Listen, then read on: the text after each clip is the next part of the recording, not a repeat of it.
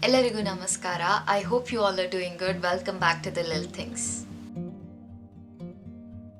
If you are interested in immigrating to Canada via the Express Entry program, then one of the prerequisites is for you to take up tests to prove your English and or French language skills. As you might already know that there are a total of 4 language tests, 2 each for English and French, and you can opt any one of them. Now, although all these 4 language tests basically checks your skills in terms of speaking, listening, reading and writing, the way they are actually scored is very different from one another. Now, in my video about Express Entry eligibility, I had mentioned that for each of these 3 Express Entry programs, FSW, FST and CEC, they have their own requirements when it comes to language skills. When you actually take up one of these language tests and get your score, you might be thinking, okay, now what would be the CLB for this? Now, we all know about the very famous golden score of 8777, which will give you a CLB 9. But what about other scores? You know, when we actually started with our PR process with zero knowledge about it, our consultancy had asked us to get this score of 8777, which will give us CLB 9. But when I checked the IELTS score, it was showing that it will give you a band 8. So I was kind of confused about this difference in scores, and I didn't even know that these two things are different from one another. Also, you guys might be aware of the changes made to the Express Entry program, wherein if you can prove your French language skills, then you can get up to 50 points added to your CR score, which was a total game changer. Most of us are aware only about the CLB, but what if you want to increase your CR score by taking up French language test? In that case, what would be the measure and conversion of score would look like? To answer all these questions and also to share some interesting facts, today's video is going to be all about numbers, tables and stuff like that. And I've tried to compile all these score details in one place so that if you are interested in it, it could be like a very easy reference to you. So on that note, let's get this video started. First things first, the 4 language tests that I spoke to you about, let's have a quick look at them. So for English, we have CELPIP, the general test, and the most famous IELTS general training test. And for French, we have TEF Canada and TCF Canada. I have zero knowledge of French, so I'm not even gonna attempt pronouncing these names.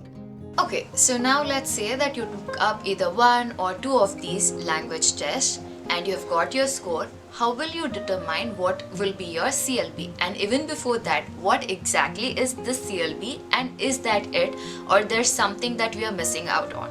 So basically, Canada uses 2 measures or systems, and these are Canadian Language Benchmarks or CLB, which is specific for English, but we also have another measure called NCLC, which is specific for French. But we never get to hear much about it because most of the people take up English tests. Now, we all know that these are the levels that we are looking for to meet the minimum eligibility requirement for the 3 Express Entry programs.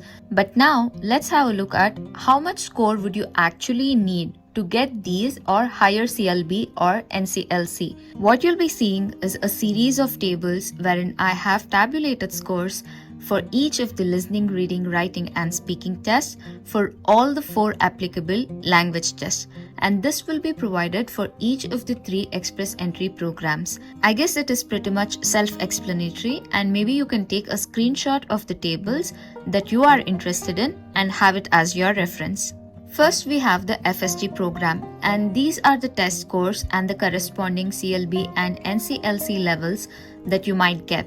Next, we have the CEC program and the applicable scores and levels. Before looking at the FSW program, I do have something to discuss.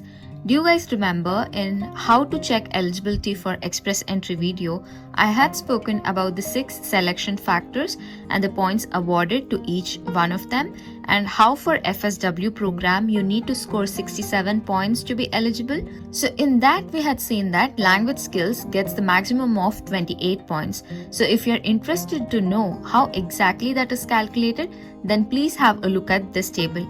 Let's take the example of the golden score for IELTS itself.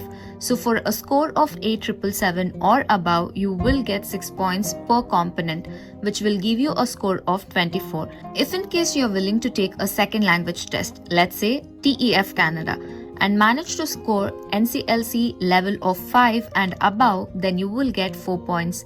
So if you total this, you will get 24 plus 4, which is equal to 28 points.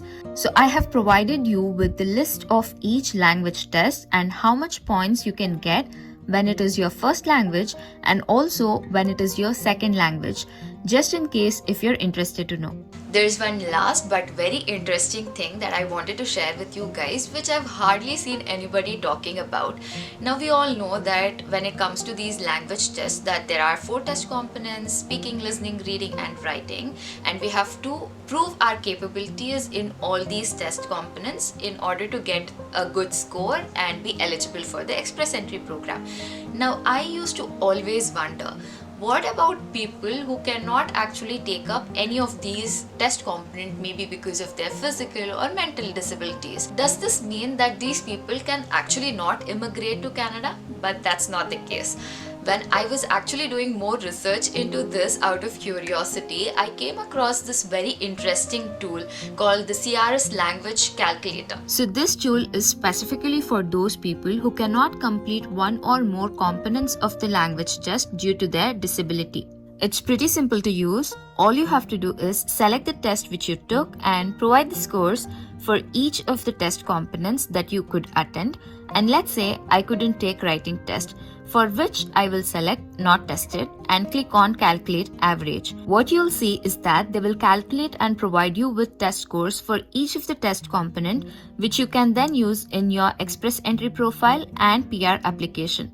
Of course, you'll have to provide proof for your disability, but I do think that it's a cool feature that they have so that everyone gets an equal opportunity irrespective of their disabilities. I really hope that I have not bored you guys today with a lot of tables and numbers, but I really wanted to compile all these scores in one place so that if there's anyone who's interested in knowing the specifics of it, it would come in handy for them. If this video was of any value to you, then please don't forget to like this video, share it with people who might be interested in it, and also don't forget to subscribe to the channel. I guess that's it for the day, guys, and I hope to see you all soon in my next video. I wish for all of us to be blessed with abundant love, peace and happiness. Take care and do remember, life's all about the little things.